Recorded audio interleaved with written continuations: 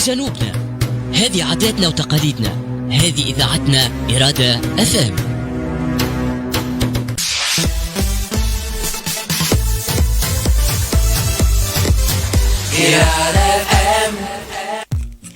ورجعنا لكم مستمعينا في نهار جديد لليوم ومواصلين معكم فقراتنا اليوم باش نبداو نهارنا بالجديد في قانون الهجرة في فرنسا، خاطر القانون هذا يشمل برشا عائلات تونسية وبالأخص في جهة الجنوب. عنا برشا مهاجرين غير نظاميين متواجدين في فرنسا، وأكيد برشا عائلات يهمها أنها تعرف جديد في القانون هذايا، خاطر القانون هذا عمل برشا تداعيات في الوسط الفرنسي.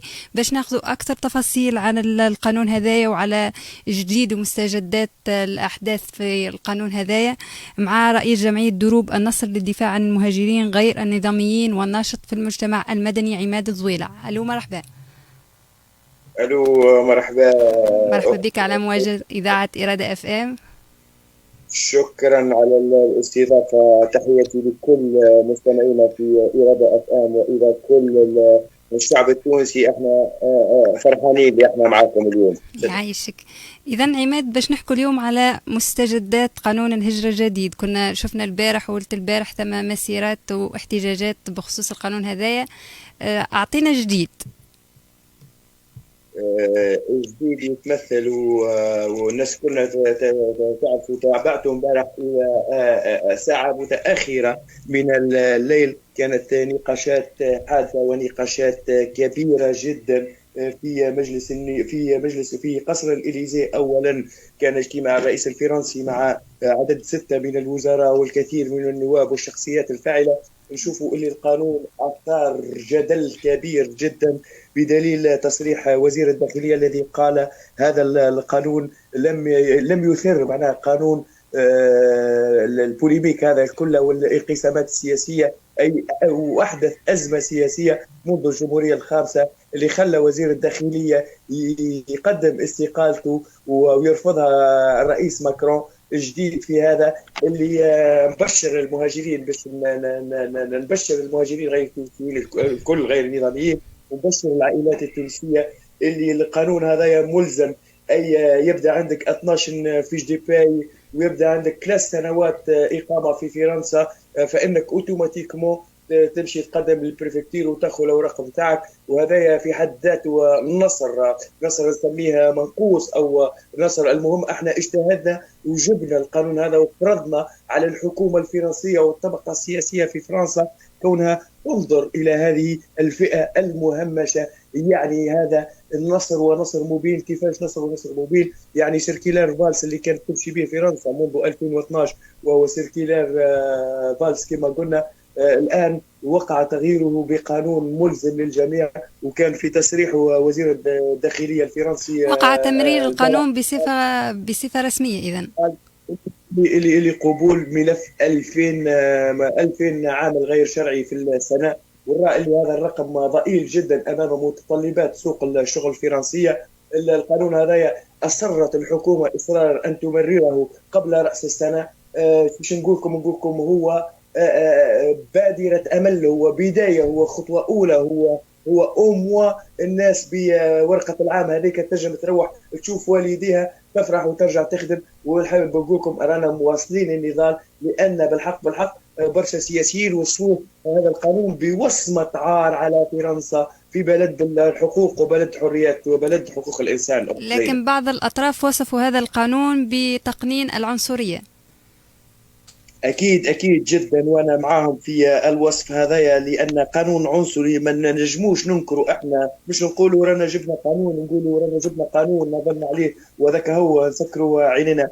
هو قانون عنصري وهو قانون كما قلنا وأعيدها وأكررها هو وصمة عار على بلاد كش نقولوا فلاسفة الأنوار، على بلاد الحريات، على فرنسا. لأن كنا للدقائق الأخيرة في ساحات الجمهورية. ونحب نقول لك اللي المهاجرين غير نظاميين وقتها نعمل في موبيليزاسيون كرئيس تنسيقية وصلنا 20,000 مهاجر غير شرعي اللي كانوا حاضرين في اليوم العالمي للمهاجرين 18 ديسمبر. وكانوا جحافلا جحافلا في الساحات. وكنا قابلنا النواب ومنهم إيريك كوستانيغ النائب البارز في اليسار الفرنسي فرونس انسوميز، اللي قال اللي احنا ملزمين ساعات السياسه يلزمك تقدم خطوه ويلزمك تقدم تنازلات باش تاخذ شو نقولوا تطلباتك. احنا في السياسه عودنا في صراعاتنا تعودنا كونك شو نقولوا نعملوا المطالب وبلافون، يعني نطلبوا مطالب كبرى، لكن حتى نحققوا انجازات صغيره او مطالب صغيره.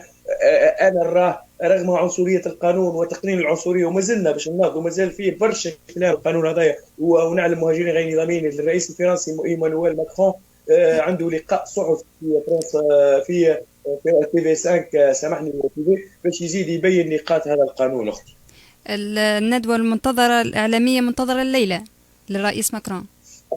أكيد هي لقاء إعلامي للرئيس ماكرون في حدود الساعة 9 للحديث عن قانون الهجرة. فرنسا تي في 5 على فرنسا 5 سيكون له لقاء إعلامي ومساءلة من أجل هذا القانون. أختي زينب، نحب المستمعين يعرفوا ويسمعوا اللي رغم الانكار نتاع برشا منظمات وبرشا ناس معارضه للقانون هذايا، حتى في بلادنا نحكوا في تونس تفهم فيها الاحزاب، الا اننا بصمنا او سجلنا اسماءنا باحرف من ذهب في سماء باريس، في سماء النضال، لان مش بالسهل علينا كمهاجرين غير نظاميين ان نقوم باحتجاجات ومنعت الحكومه احتجاجاتنا، وان نقوم باحتجاجات منذ 2019 بطرق حضاريه وسلميه بشهاده الجميع. وعملنا كيش نقولوا لوحه تعبيريه لقوارب الموت، ودعينا الى كيش نقولوا الى ايجاد حل لظاهره الحرقه هذه.